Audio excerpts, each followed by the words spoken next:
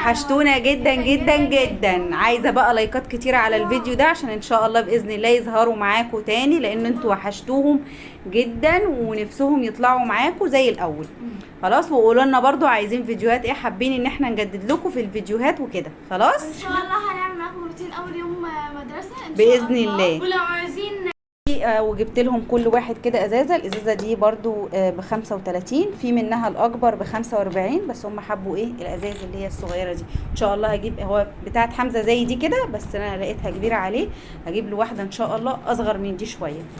خلاص، لو عايزين ننزل لكم فيديوهات تانية كتير قوي، دعمونا باللايكات كتير ان شاء الله. علشان هم حابين يظهروا معاكم جدا والله، بس طبعا انا كنت تعبانه شويه، فالحمد لله يعني على كل اللي يجيبه ربنا.